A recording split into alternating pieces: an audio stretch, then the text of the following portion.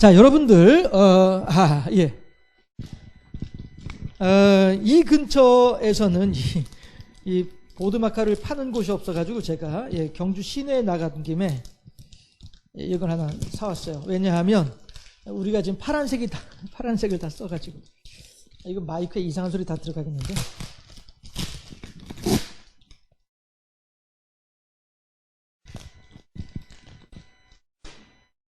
예, 파란색을 드디어 마련을 했습니다.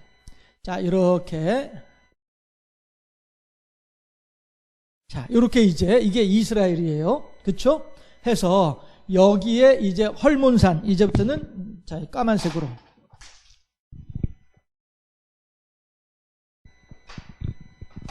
제가 이제 자주 이 지도를 그리고 있죠. 예.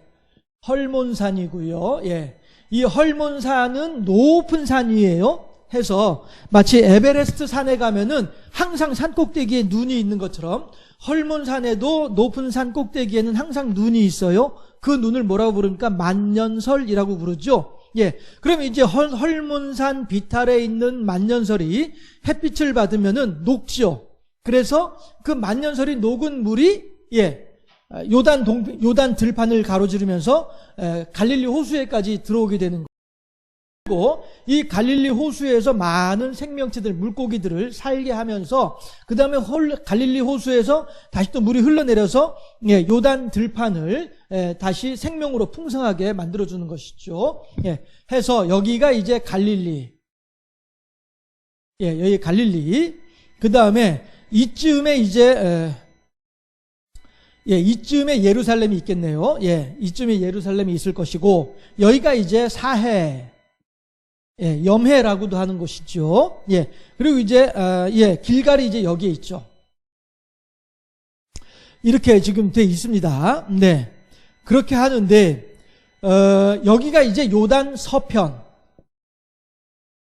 여기가 요단 서편이고요. 여기가 이제 요단 동편. 혹은 오늘 본문에 의하면은 건너편이라고 하죠.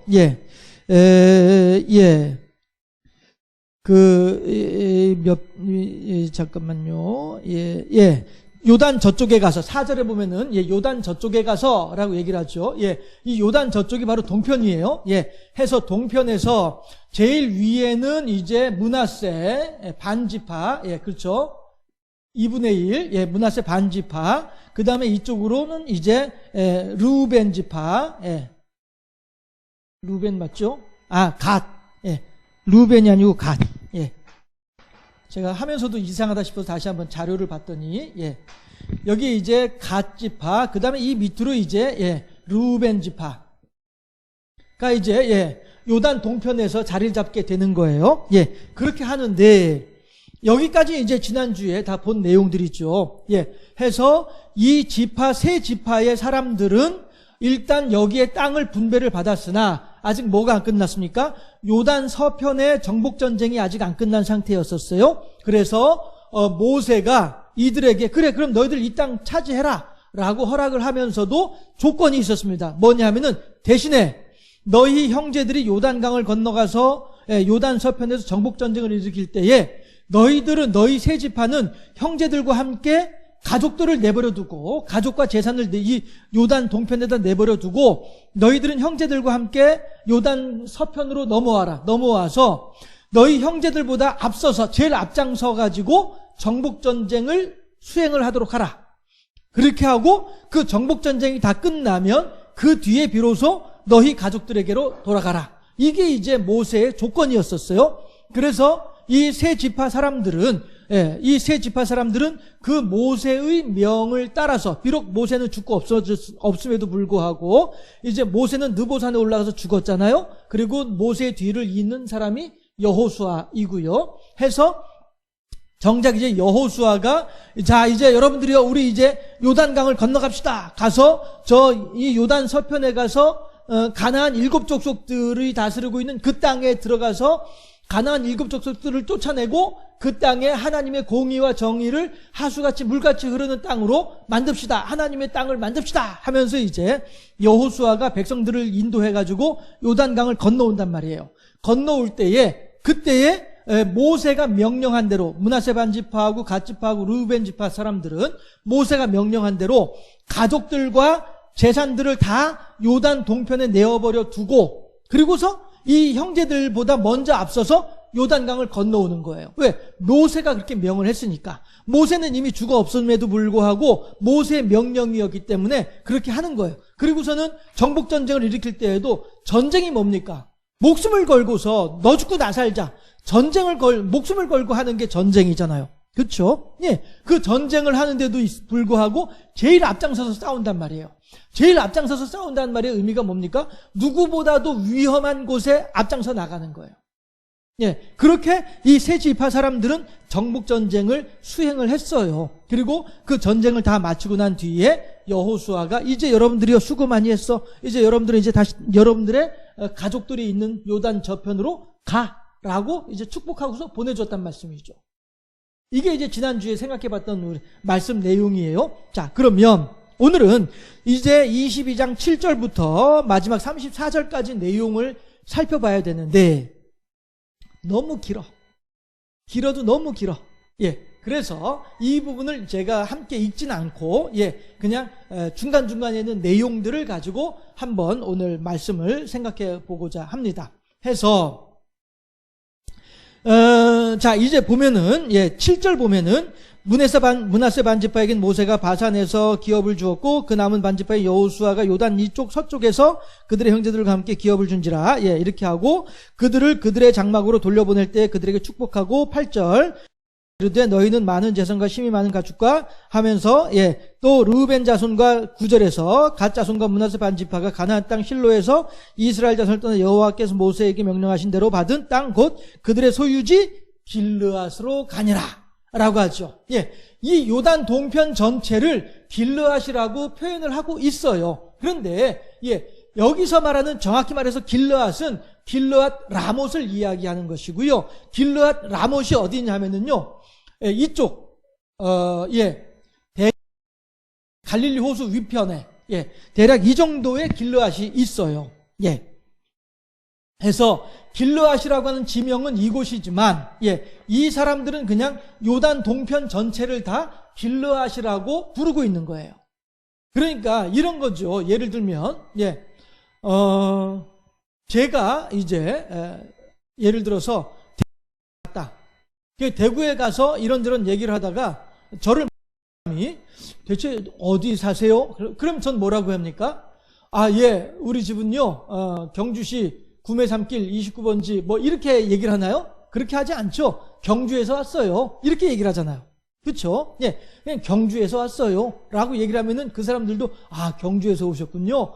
경주에서 대구까지 오셨네요. 이렇게 얘기를 할 거 아니겠어요? 그렇죠? 이렇게 우리들이 예, 정확한 어떤 것을 이야기하는 것보다도 이렇게 통칭해서 부르는 그런 이름이 있을 수 있다라고 하는 것이죠. 그랬을 때에 이들은 예, 요단 서편에 있었던 사람들은 요단 동편에 대해서 길르앗이라고 하는 이름으로 그냥 요단 동편이라고 하는 것을 그냥 그렇게 통칭해서 부르고 있는 거예요.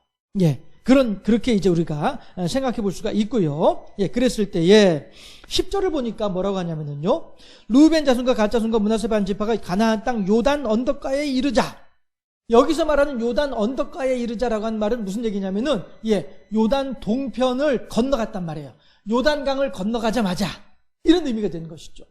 요단강을 건너가자마자 왜 언덕이라고 부릅니까? 그 이유가 뭡니까? 이건 이제 제가 고등학교 때 실과 시간에 배운 내용인데요. 하상이라고 하는 말이 있어요. 예, 제가 고등학교 때 배운 내용이니까 좀 내용이 정확하지 않을 수도 있습니다만은 예, 아무튼 제가 하상이라고 하는 게 있어요. 이게 뭐냐면은요, 이렇게 돼 있는 거예요. 그래서 이쪽으로 이렇게 물이 흘러가는 거예요. 물이 흘러가는데 이 밑에 물이 흘러가면서 뭐가 내려옵니까? 위에서부터 흙이 내려와요. 모래가 흘러 내려와요. 예, 그렇게 해가지고 모래가 이렇게 쌓이고 쌓이는 거예요. 예, 모래가 이렇게 쌓이고 쌓여요. 예, 그렇게 하다 보면은 이 밑바닥에 있었던 강인데, 내려와 있었던 그 강인데 모래가 쌓이다 보니까 밑바닥이 어떻게 돼요? 이렇게 되죠. 그렇죠? 예, 밑바닥이 이렇게 되죠. 그렇게 하면은 이 물의 높이도 마찬가지로 그만큼 올라가는 거예요. 그렇죠? 예, 이렇게 올라간단 말이에요. 그렇게 하면은 어떻게 됩니까? 홍수가 나면 물이 넘쳐나죠. 그래서 물난리가 나는 거잖아요.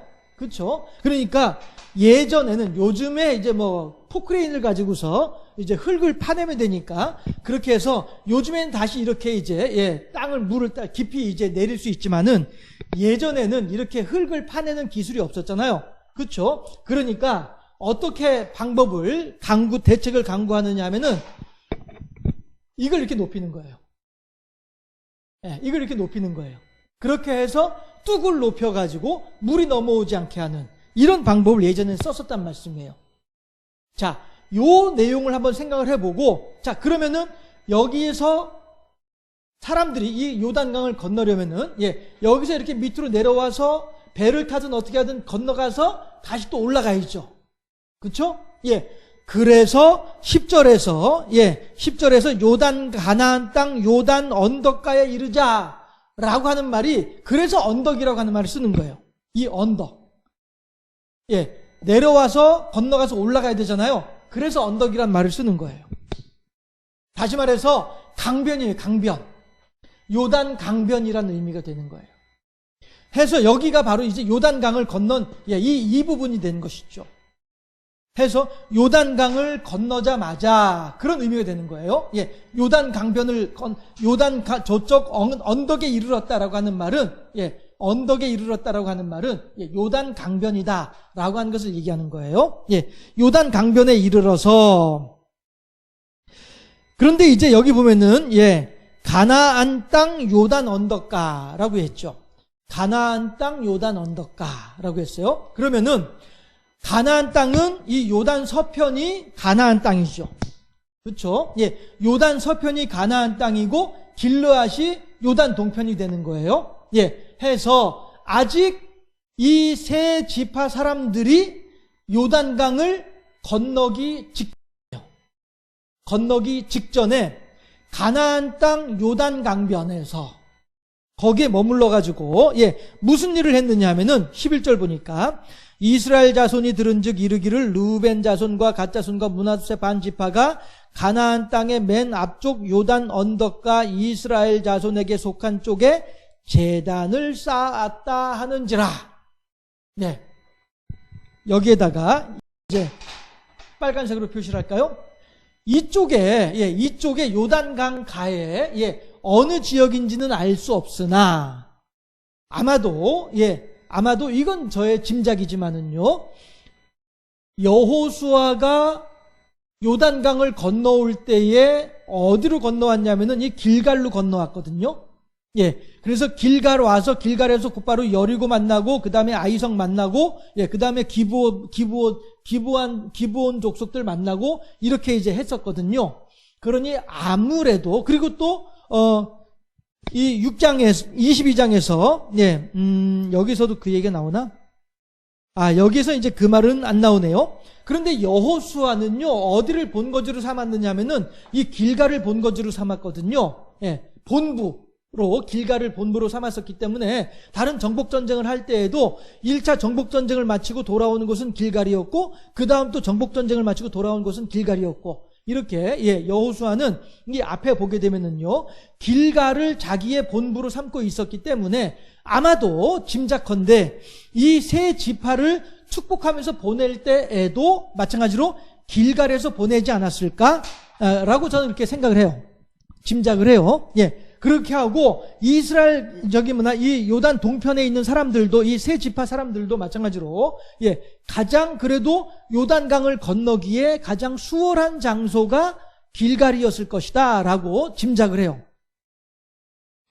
그러니까 여호수아도 요단강을 건너올 때 길갈로 건너온 것이고, 그 다음에 이 길르앗 세 족속들도 마찬가지로 건너갈 때, 요단강을 건너갈 때에도 길르앗으로 건너가지 않았을까라고 짐작을 해요. 그러면 결국에는 이 사람들이 세운 제단도 마찬가지로 길르앗 강변에 서 있을 것이다 라고 짐작을 해볼 수 있어요. 길르앗 강변에 뭐가 있죠? 요단강 가운데에 12개의 돌무더기가 있고요. 요단강을 건너와서 가나안 땅 쪽 강 언덕에 또한 12개의 돌무더기가 있어요. 해서 요단강 가운데 그 다음에 요단강 건너와서 총 24개의 돌기둥을 세운 사람들이 여호수아와 이스라엘 백성들이었단 말이에요. 그거 왜 그렇습니까? 이 돌기둥을 세움으로 말미암아 저 강 한가운데 있는 돌기둥과 지금 이곳의 돌기둥이 서로 비슷한 똑같은 모양으로 있는 것을 통해서 이것은 우연히 세워진 것이 아니라 사람들이 일부러 세워 놓았구나. 그러면은 사람들이 저 깊은 곳에 요단강 한가운데요, 저 깊은 곳에 어떻게 저 돌덩이를 세울 수 있었을까? 하나님께서 그날 요단강을 마르게 하셔서 이스라엘 백성들이 마른 땅 건너듯이 요단강을 건너왔단 말이야. 그래서 마른 땅 건너듯이 요단강을 건널 때에 가운데에다가 강 한가운데 맨 땅 위에다가 돌기둥을 세워놓은 것이야. 그렇구나. 그러면 저 돌기둥이 저 강 한가운데 있는 것은 하나님께서 요단강을 마르게 하셔서 이스라엘 백성들이 마른 땅 건너듯이 요단강을 건너왔다는 것에 대한 증거로구나 라고 하는 것을 입증하는 거예요. 왜냐하면 요단강 가운데에도 12개의 돌무더기, 그리고 그것과 똑같은 모양으로 요단강 이쪽 가나안 땅 쪽 강변에도 똑같은 내용의 돌무더기. 이게 우연히 이루어진 일이 아니라는 것이죠. 사람들이 일부러 이렇게 만들어 놓은 건축물인데, 그러면 요단강 한가운데는 어떻게 이것을 세울 수 있었을까? 다시 말씀드리지만 하나님께서 요단강 물을 마르게 하심으로써 사람들이 마른 땅 건너듯이 이 강을 건너온 증거다. 바로 그 증거의 돌무더기가 있는 곳이 어디예요? 길르앗이란 말이에요. 그런데 아마도 짐작컨대 이 길르앗 족속들, 길르앗 지파들, 이렇게 길르앗 민족들, 어떻게 표현을 해야 돼? 아무튼 길르앗 사람들, 세 지파들, 이들이 아마도 짐작컨대 길가를 통해서 요단강을 건너갔다고 한다면 돌무더기는 성경에 있는 내용이니까 정확하죠. 돌무더기 옆에다가 제단을 쌓지 않았을까? 라고 하는 거예요. 이건 제 짐작이에요. 길갈이든, 돌무더기 옆이든, 이건 저의 짐작이에요. 그런데 아마도, 추론해보건대 그렇게 하지 않았을까? 라고 하는 거예요. 했으면, 하나님께서 하신 일에 대한 증표로서 돌무더기가 세워져 있고, 그런데 그 옆에 또 사람들이 세워놓은 제단이 있어요. 그런데 이 제단이라고 하는 것이 뭡니까? 제단은 분명하게 말하지만은 하나님을 섬기는 예법에는 없는 거예요. 목사님 무슨 얘기예요? 하나님도 제단 얘기를 하는데, 하나님께서 말씀하시는 제단은요, 그냥 제단이 아니고요, 이 제단이에요.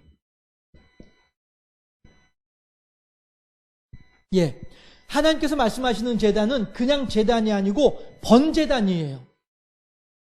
아브라함도 가는 곳마다 하나님의 이름을 부르면서 제단을 쌓았잖아요. 아브라함의 제단은 그럼 뭐예요? 라고 얘기를 할 수 있죠. 그때에는 하나님을 섬기는 예법이 정확하지 않았던 때예요.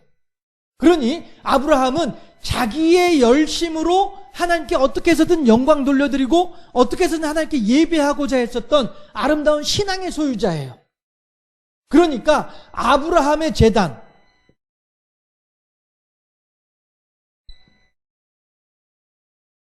아브라함의 제단은 우상 숭배를 위한 도구가 아니에요.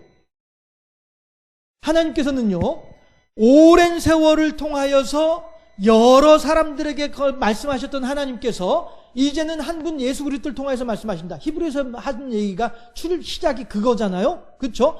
여러 세대에 걸쳐서 여러 사람에게 말씀하시던 하나님께서 이제는 한 분 예수 그리스도를 통해서 말씀하신다 라고 말씀하시잖아요. 이것이 뭐냐면은 하나님의 뜻, 하나님의 계획, 하나님의 의도하심, 하나님의 예정하심, 이른바 신정론 내지는 구원론 내 완성판이 누구냐? 예수님이다라고 하는 거예요.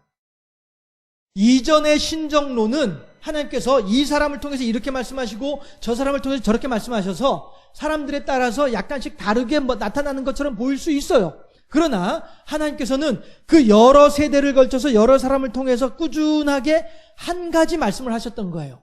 그 한 가지 말씀이 뭐예요? 메시아가 이 땅에 오신다 라고 하는 그 한 가지 말씀만 쭉 하셨던 거예요. 그리고 그 메시아 되시는 예수 그리스도께서 우리들의 눈앞에 짠 하고 나타나면서 봐, 여러 세대에 걸쳐서 여러 사람들이 말하던 그 메시아가 바로 여기 예수 그리스도야, 나사렛 예수야 라고 하는 내용이거든요. 그래서 아브라함 때에는 하나님의 신정론, 아브라함 때에는 하나님의 구원론이 명확하지 않았던 때이기 때문에 그때의 제단은 우상 숭배를 위한 제단이라고 이야기할 수 있는 것은 아니에요. 그렇게 하다가 마치 하나님께서 예수 그리스도를 통해서 당신의 신정론을, 구원론을 정확하게 보여주시는 것처럼 이제 모세를 통하여서 하나님을 섬기는 예법은 이것이야 라고 하면서 규모를 잡아주신 거예요. 규정해 주신 거예요. 영어로 말하면 프레임이라고 얘기를 할 수 있겠죠. 법도를 가르쳐 주신 거예요. 하나님을 섬기는 예법은 이것이야 라고 하면서 번제단을 보여주셨어요. 그렇죠? 그렇기 때문에 하나님께서 번제단을 통해서 지금까지는 너희들이 그냥 너희의 소견에 오른 대로 그렇게 나를 섬겨왔으나 이제부터는 번제단을 통해서 나를 섬기라고 하나님께서 말씀을 하셨기 때문에 하나님의 의도가 분명하게 번제단이라고 하는 형태로 우리들에게 드러나 있기 때문에 이제부터는 우리들은 제단을 쌓을 것이 아니라 번제단에 가서 하나님께 영광을 돌려야 되는 거예요. 번제단은 내가 만드는 것이 아니라 하나님께서 보여주신 식양대로 하나님께서 하시는 말씀 따라 하나님께서 세우신 종을 통하여서 만들어 놓은 것이 번제단이었죠. 그러나 제단은 사람들이 자기의 소견에 오른 대로 이 땅 위에다가 흙 위에다 만들어버리는 것이 제단이에요. 번제단은 땅 위에 세워지는 것이 아닙니다. 그렇죠? 4개의 다리가 있어가지고 공중에 붕 떠 있어요. 번제단은 결코 땅에 속해 있지 않습니다. 그렇죠? 그런데 제단이라고 하는 것은 땅을 기초로 해서 땅에다가 돌을 쌓아 올려서 만드는 것이 제단이다 라고 하는 거예요. 그런데 문제는 뭐냐면은 11절에 보니까 이 길르앗에 살고 있는 세 지파들, 이 세 지파들이 요단강을 건너가기 직전에 요단강 이쪽 편, 서편 쪽에다가 제단을 쌓았다는 거예요. 이게 문제인 거예요. 왜 제단을 쌓았지? 이것들 봐라. 이스라엘 사람들이 9지파들이 서편에 있었던 9지파들이 요것들 봐라. 고얀지고가 되는 거예요. 왜요? 제단을 쌓았으니까. 아니 이것들이 하나님께서 금하시는 우상 숭배를 하려고 하네? 라고 하면서 이 9지파의 사람들이 막 이제 들고 일어나는 거예요. 들고 일어나니까 자, 그 뒤에 이제 무슨 내용을 하는지 한번 들어보도록 하시죠.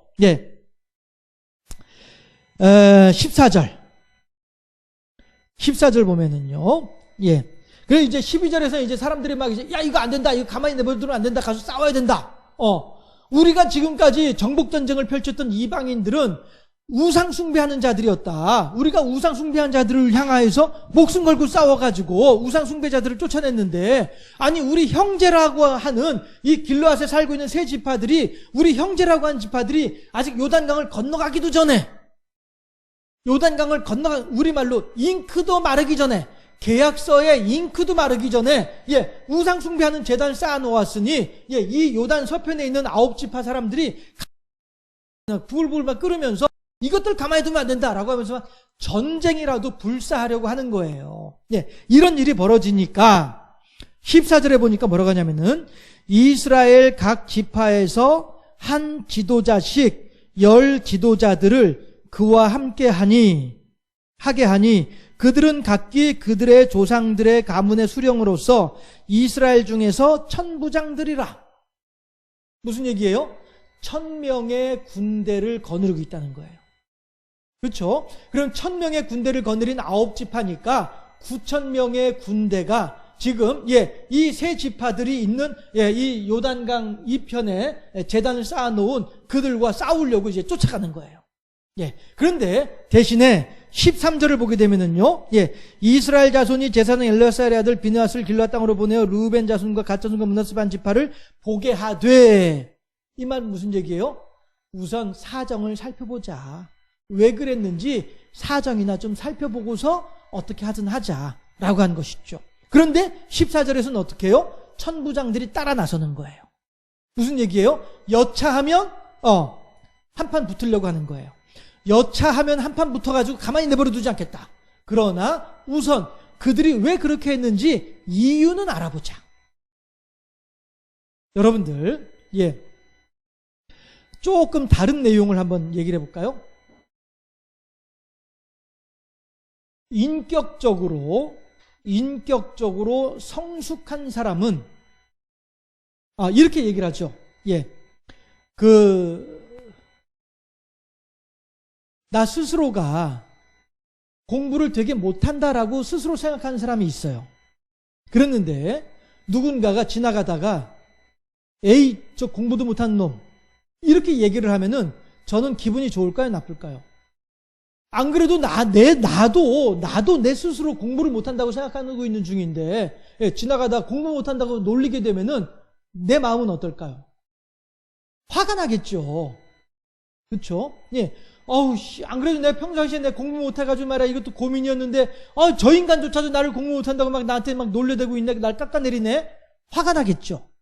그렇죠? 그런데 나는 공부를 잘한다고 생각해요. 이 정도면 잘한 거지, 이 정도 상황에서 내가 이만큼 했으면 잘한 거지. 이렇게 생각하는 사람이 있어요. 그런데 지나가는 사람이 누군가가 똑같이, 저 공부도 못하는, 이렇게 하게 되면은 뭐라고 해? 지까짓게 뭘 한다고 나한테 공부 못한다고 난리야? 야, 이 녀석아, 네가 나가, 내가 돼봐라. 나만큼 할 수 있나? 이렇게 대답을 할 거 아니겠어요? 그쵸? 이게 무슨 얘기냐면은 자존감의 문제예요. 자존심하고는 좀 다른 개념이에요. 자존감의 문제예요. 그래서 내 스스로가 나에 대해서 만족하고 나 스스로가 나에 대해서 인격적으로 성숙한 사람이라고 한다면은요. 인격적으로 성숙한 사람이라고 한다면 누군가에게 나를 깎아내리는 말을 하더라도 나는 그들에 대해서 감정 반사 행동이라고 얘기를 하거든요. 이거를 인격적으로 성숙한 사람들은 한번 붙어볼래? 이렇게 나서지 않는다는 거예요. 인격적으로 성숙하지 못하고 자존감이 낮은 사람들, 이런 사람들이 자그마한 일에도 바르륵 흥분을 하고 광분을 하는 거예요. 그런데 인격적으로 성숙한 사람들, 교양이 있고 이런 사람들은 누군가가 좀 이렇게 건드리더라도 이성적으로 생각할 수 있죠. 그래서 저 사람이 왜 나한테 머리가 나쁘다고 얘기를 하지? 저 사람이 왜 나한테 공부를 못한다고 얘기를 하지? 그렇구나. 이번 학기에 내가 등수가 몇 등이었구나. 지난 학기에는 몇 등이었는데 이번 학기는 이렇게 떨어졌구나. 이 떨어진 것 때문에 저 사람이 나한테 공부를 못한다고 얘기를 했나 보구나. 괜찮아. 이번 학기에는 내가 시험 준비를 제대로 못해가지고 그랬던 것인데 다음 학기에는 내가 시험 준비 좀 더 잘하면은 예전처럼 그렇게 성적을 회복할 수 있어 라고 생각한 사람이라고 한다면은 지나간 사람이 공부 못한다고 놀린다 할지라도 그럴 수 있지 뭐 하고 이렇게 이성적으로 논리적으로 생각을 할 수 있어요. 그런데 자존감이 낮은 사람은 이런 이성적으로 생각할 줄 모르고 그냥 감정 반사 행동, 네가 나를 언제 아팠다고 말이야, 이렇게 싸우려고 달려드는 일들이 생긴다 하는 거예요. 여러분들은 어떠세요? 여러분들은 주변 사람에게 있어서 그 사람이 나한테 한마디 하면은 난 그 사람한테 두 마디 세 마디로 공격을 해주어야 직성이 풀리는 사람들인가요? 그런 사람이라고 한다면은 감정 반사 행동을 하는 사람들이에요. 그런 사람들은 인격적으로 성숙하지 못한 사람들이에요. 그러나 인격적으로 성숙한 사람들은 그 사람이 뭐라고 한다 할지라도 그 사람이 하는 말에 대해서 그래 뭐 이렇게 가볍게 넘길 수 있는 사람들, 이 사람들이 정서적으로 성숙한 사람들의 모습인 거예요. 다윗이 지금 저는 이 9지파 사람들이 제사장을 보내면서 이 제단을 쌓은 것 때문에 제사장을 보내면서 또한 9,000명의 군인들을 함께 보내는 이 장면을 두고서 여러분들한테 이 장면을 설명하기 위해서 이 말씀을 드리는 거예요. 다윗이 압살롬 아들, 다윗의 네 번째 아들이 압살롬이거든요. 그런데 이 압살롬이 아버지를 쫓아내고 왕의 자리를 차지하겠다고 우리말로 하면은 역적 모의를 했어요. 역적 모의를 한 것뿐 아니라 모의뿐 아니라 반란까지 했어요. 군대를 일으켜가지고 반란까지 했어요. 그러니까 군인들이 다윗을 잡아 죽여라 하고 쫓아오니까 어떻게 해요? 다윗은 도망가야죠. 해서 신발도 제대로 챙겨 신지 못하고서 그렇게 급박하게 도망을 가는 거예요. 그런데 그 도망가는 그 자리에서 그 왕이 피난을 가고 있잖아요. 그렇죠? 이 왕이 이 피난을 가는 길이 그 당시의 상황으로 봐서는 어떻게 될지 알 수 없는 길이에요. 물론 우리들은 이제 성경을 내용을 다 알고 있기 때문에 압살롬은 곧 그 반란은 평정되고 압살롬은 죽고 다윗은 다시 예루살렘 성으로 돌아오는 걸 알고 있습니다만은 그 당시로 볼 때에는 그 당시 상황으로 볼 때에는 다윗은 내가 지금 이렇게 도망가고 있는 이 길을 내가 다시 돌아와가지고 예루살렘 성에 들어가서 내가 다시 이스라엘의 왕 노릇을 할 수 있을까 없을까 이것조차도 알 수 없는 그러한 시기란 말이에요. 그런 때였단 말이에요. 그렇게 깝깝하고 답답하고 암담한 때였단 말씀이에요. 그런 순간에 누가 나섰느냐 하면은 예전에 다윗이 임금, 이스라엘의 첫 번째 임금 누구죠? 사울 임금의 청지기였었던 시므이라고 하는 사람이 있어요. 그런데 이 시므이라고 하는 사람이 도망가는 다윗의 뒤에서 다윗을 향해서 돌을 던지는 거예요. 저주하면서 돌을 던지는 거예요. 야 이놈아, 우리 주인 사울을 괴롭히고 사울의 왕관을 빼서 차지하고 앉아있다면서도 아이고 잘됐다. 여기 경상도 말로 꼬방시다 요놈아, 고소하다 요놈아, 저주하면서 돌을 던지는 거예요. 이러니 다시 말씀드릴게요. 다윗은 이 도망가는 길을 다시 돌아올 수 있을지 없을지도 알 수 없는 이러한 암담한 절망적인 상황이에요. 그런 상황에서 다윗의 군대 장관이었던 요압이 다윗에게 뭐라고 하냐면은 임금님, 제가 가서 저 인간을 한 칼에 처단을 할까요? 라고 임금에게 다윗에게 물어봐요. 그때에 다윗이 뭐라고 얘기를 합니까? 예전에 다윗이 썼으면은 그래 저 녀석 말이야 저기 안 그래도 기분 나쁜데 저놈이 저렇게 말이야 나를 저주하고 나를 이렇게 욕을 하고 돌을 집어던지고 나를 저주하고 있는데 그래 요압아 너 가가지고 저 녀석 한 칼에 처치하고 와라. 그래야 내가 좀 속이 시원하겠다. 이렇게 말을 했으면은 이 사람은 어떤 사람이에요? 자존감이 낮은 사람이에요.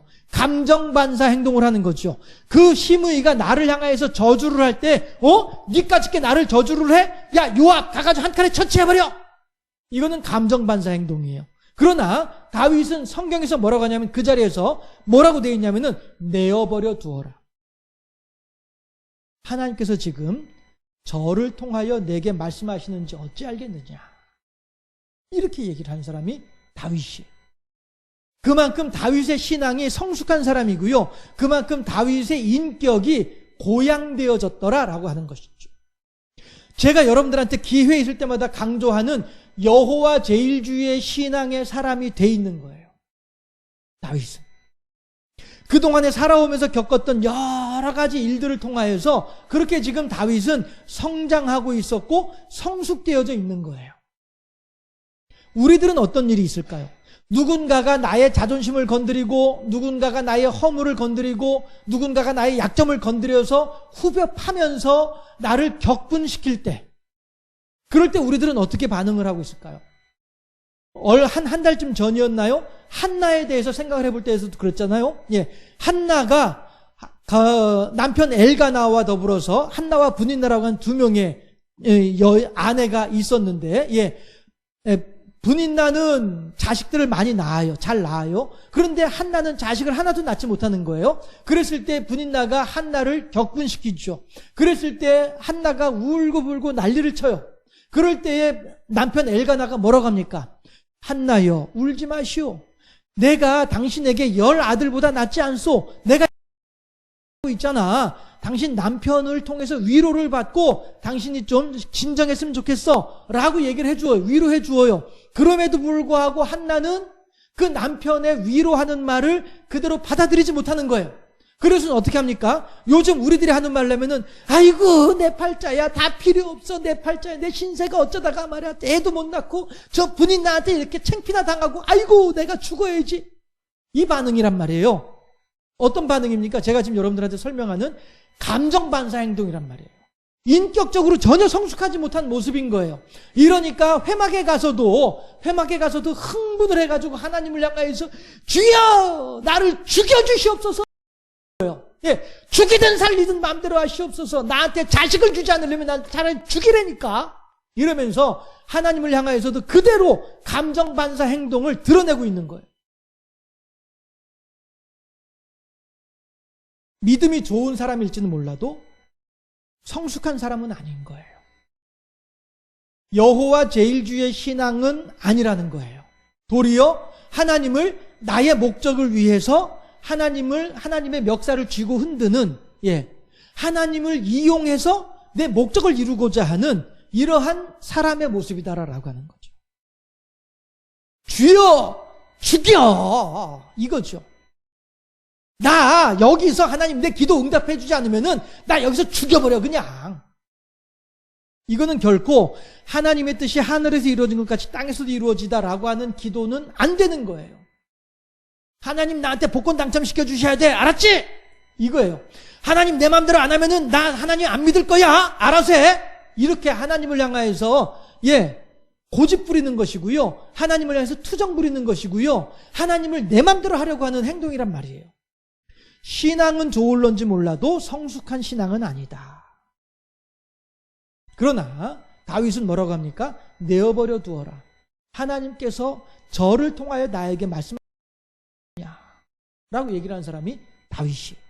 우리들도 마찬가지로 우리들 주변에서 나에게 어떤 일들을 나로 하여금 화가 나게 만들고 나로 하여금 어떤 스트레스를 받게 만들고 나로 하여금 격분케 만드는 그런 일들이 있을 때에 나 스스로가 나를 체크해 볼 수 있는 거예요.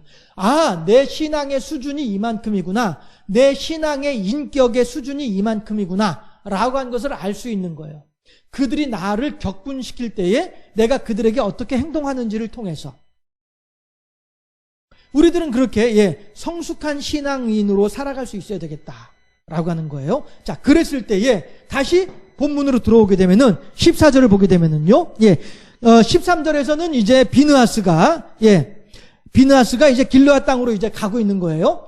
가서 이 사람들을 이제 만나러 보러 가는 거예요. 왜 너희들 여기 제단 뭐하러 쌓아놨느냐? 이거 물어보려고 가는 거예요. 그런데 여기에 또한 누구도 같이 가는 거예요? 9,000명의 군사들도 함께 가는 거예요. 이것은 매우 적절한 조처가 되는 거예요. 왜냐하면 우선 첫째, 비느하스를 통해서 그들의 사정을 알아보려고 하는 것이고요. 해서 그들의 말이 맞으면은 9,000명의 병사들은 그냥 오면 돼요. 그런데 만약에 9,000명의 병사가 따라가지 않고 제사장 비느하스 혼자만 갔다고 쳐요. 그런데 가서 들어보니 이것들이 진짜 우상숭배하고 있네?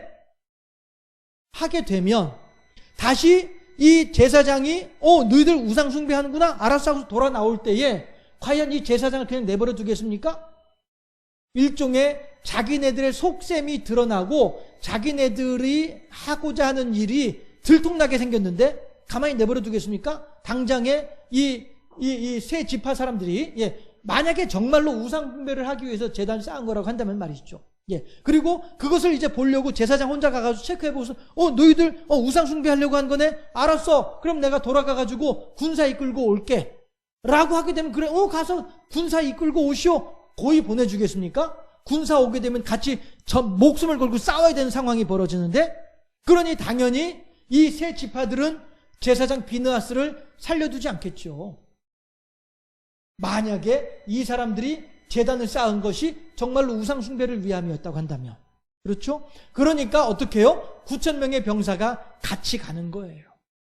그렇게 해서 이런 상황이면 이렇게 대처를 하고 저런 상황이면 저렇게 대처할 수 있도록 하기 위해서 9,000명의 병사가 같이 가는 거예요. 이것은 매우 현명한 선택이고 매우 현명한 해결책이었더라라고 하는 것이죠. 자존감이 낮은 사람들은 감정 반사 행동을 통해서 그냥 너 죽고 나 살자 하면서 팔부터 걷어붙이고 달려들지만 이 성숙한 인격의 소유자들은 그들의 사정을 알아보고 또한 필요하면 조처도 같이 취할 수 있도록 이렇게 합리적으로 이성적으로 대처하고 있더라 라고 한 사실이죠. 예, 그걸 우리가 좀 생각을 해볼 필요가 있겠고요. 그랬을 때 과연 우리들 주변 사람들과 더불어서 어떻게 나는 그들을 대하고 있을까? 감정 반사 행동으로 그저 그 사람이 나를 한 대 때리면 나는 세 대 다섯 대를 때려야 직성이 풀리는 그러한 성격의 사람인가? 아니면은 그 사람이 나를 한 대 때렸을 때 저 인간이 왜 나를 때렸지? 이유를 알아보고 전후 사정을 따져보고 그 다음에 너희 녀석아 네가 왜 나를 때렸어? 잘못한 거잖아 하면서 가서 이성적으로 논리적으로 행동할 수 있는 사람들, 이런 사람들이 성숙한 인격의 소유자들이다. 그리고 그런 사람들이야말로 하나님의 뜻이 하늘에서 이루어진 것 같이 땅에서도 이루어지다 라고 하는 성숙한 기도를 할 수 있는 사람들이다 라고 하는 사실을 먼저 강조해 드리고요. 자, 그랬을 때에 그렇게 해서 제사장과 9,000명의 병사들이 제단이 쌓아져 있는 곳까지 쫓아왔습니다. 그쵸? 쫓아왔어요. 해가지고 그들이 뭐라고 얘기를 하냐면은 야, 너희들 우상 숭배하려고 지금 제단 쌓았느냐? 부올의 경우를 보아라. 부올 때문에 우리들이 광야에서 얼마나 많은 사람들이 죽었더냐? 라고 하면서 우상 숭배에 대해서 하면 절대 안 된다 라고 하는 것을 이야기를 하면서 야, 이제 너희들 한번 얘기를 해봐봐. 너희들이 우상 숭배하려고 제단을 쌓은 거면 우리가 너희들 가만히 안 두겠어. 이렇게 이제 가서 그들을 몰아붙이고 있는 거죠.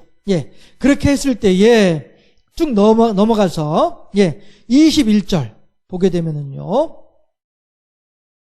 루벤 자손과 갓 자손과 므낫세 반 지파가 이스라엘 천천의 수령들에게 대답하여 이르되 22절 전능하신 자 하나님 여호와 전능하신 자 하나님 여호와께서 아시나니 이스라엘도 장차 알리라. 여기서 말하는 이스라엘은 누구예요? 여기 있는 사람들이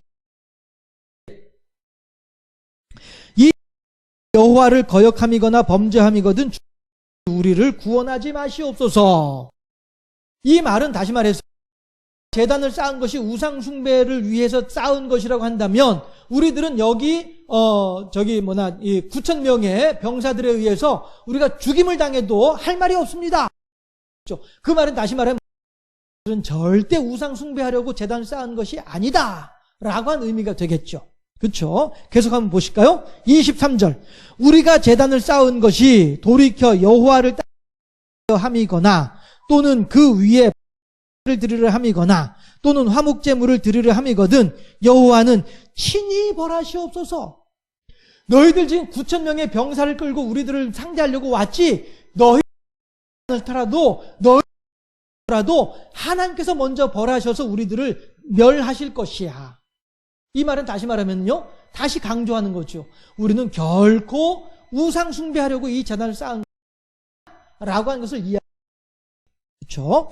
계속 보실까요? 24절 우리가 목적이 있어서 주의하고 이같이 하였노라. 다시 말해서 뜻한 바가 있어서, 목적이 있어서, 뜻한 바가 있어서 하고 심해서 기보고 그리고서 이렇게 제단을 쌓은 거야 얘기를 하고 있는 것이죠. 계속 볼게요. 곧 생각하기를 후일에 너희의 자손이 우리 자손에게 말하여 이르기를. 여기서 말하는 너희 자손은 누구예요? 요단 서편에 있는 사람들이에요. 우리 자손은 요단 동편에 있는 사람들이에요. 요단 경계로 이쪽 저쪽이 서로 이루어질 것을 거예요. 계속 볼게요. 여호와께 너희 루벤 후일에 너희의 자손이 우리 자손에게 말하여 이르기를. 24절 중반이에요. 너희가 이스라엘 하나님 여호와와 상관이 있느냐? 이 말은요, 하는데, 그래도 그냥 이어서 좀 계속 조금만. 이 말은 무슨 뜻이냐면요, 너희 여호와와 무슨 상관? 이 말은 이방인 취급을 하는 거예요. 이방인 취급을 하는 거예요. 보세요. 요단 가지고 이쪽 있는 사람들하고 경계로 요단 동편에 지금은 우리가 서로가 사이들이니까 그러나 100년 지나고 300년이 지났다 그럼 300년 지나 500년 에도 요단 동편 사람들이 민족이라고 하는 것을 과연 알겠느냐? 수백 년의 우리들이 같은 민족이 알겠느냐? 만약에 어떻게 하냐 염려하고 있는 거예요. 이거를 볼게요. 예. 여호와와 있느냐 이 말은 이방인 취급한다라고. 그러고 난 뒤에 요단 서편에 있는 사람들이 요단 동편에 있는 사람들을 이방인 취급하면은 어떻게 할까? 그게 염려스럽다. 그 얘기예요. 예. 24절 계속 볼게요. 자손 가짜소나 여호와께서 우리와 너희 사이에 요단으로 경계를 삼으셨나니 너희는 여호와께 받을 분깃이 없느니라 하여 너희의 자손이 우리 자손에게 여호와 경외하기를 그치게 할. 우리를 이방인 취급 우리로 하여금 하나님을 섬기지 못하게 하면 어떻게 하겠느냐. 오랜 세월이 흐른 후에 그 얘기를 하고 있는 거예요. 지금 길르앗 지역에 살아가는 지파들은 그걸 염려하고 있는 거예요. 우리도 이스라엘 자손과 형편에 의해서 어쩔 수 없이 우리가 요단 자리를 잡고 요단 서편에 있는 사람을 두고 우리는 비주류인데 주류가 우리들 비주류